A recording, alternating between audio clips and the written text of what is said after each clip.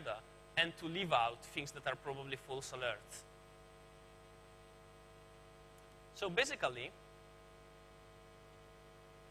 one of the things, the first thing that we did, and this works as well in the misuse detection and in the anomaly detection arena, is to use fuzzy clustering concepts instead of crisp time intervals to aggregate events that are close.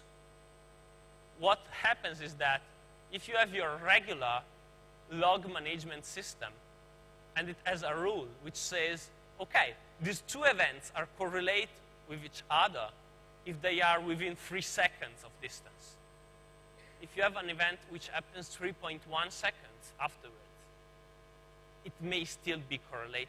You as a human would look at it closely to see if it is correlated or not. But if you have a crisp correlation algorithm, it will just say to you, it's 3.1, it's not 3, so it's not correlated. Using a fuzzy algorithm allows you to give some uncertainty to the result. So you have something which is 0.9 correlated, which means that if one of the two attacks is very, very strongly believed or very, very probable, very, very likely, and you have a 0.9 correlation, you will not discard the two things just because it's 3.1 instead of 3. You will still keep it. And that's one thing. Second part is, how do you actually correlate things that do not have any links together, except for the time when they happened? Colleagues suggested to use Granger causality tests.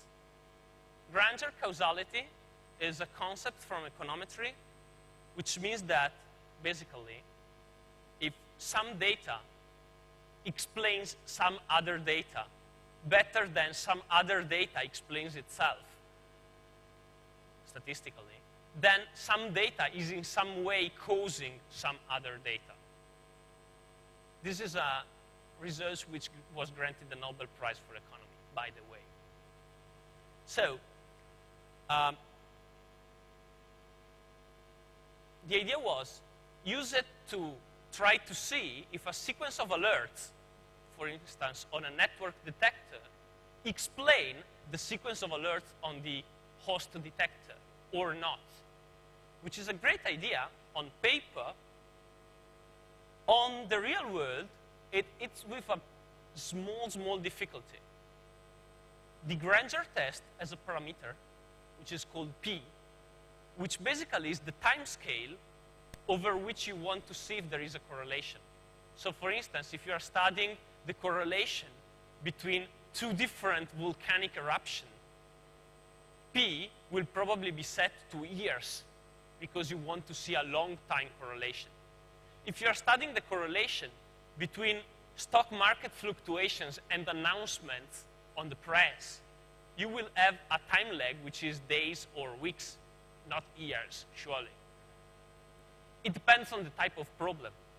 Problem is, in the case of anomaly detector alerts, we do not know how close the effect is to the cause. We do not know it precisely enough to scale a Granger test. And we have showed, and one of my colleagues is presenting that right now in Australia, where I will reach him tomorrow. So if you have any questions, make them today, because tomorrow I will not be here anymore. What we showed was that by changing this parameter, basically the test works or doesn't work on different batches of data. If you don't have a way to estimate this parameter, the test is useless. We have proposed also an alternative idea, which is to limit the scope, not to causality in the large sense, but just to see cause and effect in the network sense. So I just want to correlate things that are network and host representation of the very same attack. And we have figured out a way which is statistically and mathematically a bit too difficult to be placed on a slide at, oh my God, 10 to 5 p.m. But, I mean, it's a scientific paper, so it will, of course, be open to you for reading if you philosophy so inclined. Basically, the idea is network systems will see an attack before the host system does, which is basically the only thing we know about how this attack will propagate. Or on the other hand, if it's an outbound attack which comes from one of our machines, vice versa, I will see the activity on the host before I see it on the network. The only thing that I can grasp is that among things that are generated by other things, there will be a significant statistical correlation, which is equal to the delay imposed by the network, which is different from the distance that you have between two generic events. So the idea is to use this as a criterion to separate events which may have caused each other and events which have nothing to do with each other. This is still in the works. And anyway, I would like to share with you, and this is basically the end of my talk, a word of caution about results in intrusion detection research. When you see results, you have to think of this Dilbert strip. Dilbert, do you have the benchmark results? Do you want a 10-minute explanation of why they are useless, or a simple, here you go? I mean says, here you go. So, basically, benchmarking data is offered to you by the companies with the sole purpose of performing sales. Benchmarking intrusion detection systems is not just difficult. It's the single most difficult task in intrusion detection research. It's a task that scientists do not know how to do properly nowadays. We are still debating it.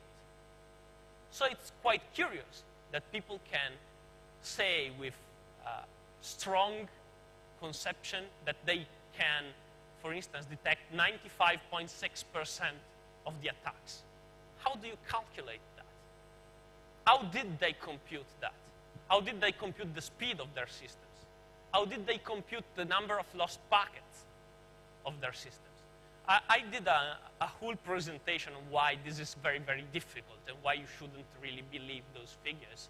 And it's available on the Black Hat website. It was Black Hat Federal last year. If you add in the fact that testing correlation is even more difficult, you will understand why. I would advise you to take with caution anyone who says that their correlation system works. On my part, I say that my correlation system seems to work better than the ones that I've tested before it, but I would not claim yet that we have a correlation system that is viable for the market. And I would dare to say that if the scientists in the universities of the world do not yet have a system which is even likely to go to the market, I will buy with a lot of caution commercial systems that pretend to correlate events on big networks with any kind of, credibility. So, these are my conclusions.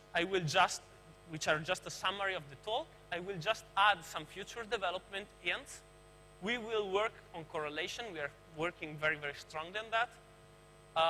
We are thinking of integrating the host-based system because it works very well, to integrate it as a core force plugin / rewriting. We are trying to work something out with core. And we will be performing a lot of real-world evaluation of these algorithms and other algorithms during a European 7th Framework research project, which is codenamed Wombat, which is a small Australian mammal, if you are interested in that, but which stands for Worldwide Observatory of Malicious Behavior and Attack Tools, and which is basically a set of high interaction honeypots that we are going to build and deploy over the next 3 years. If you are interested in that, feel free to ask afterwards. But I basically want to thank you all for attending this talk. That's my webpage. You will find copies of earlier slides, scientific papers, whatever. That's my email. you are more than welcome to redirect your feedback there. And if there are any questions, I will be glad to take them. Any questions from the floor?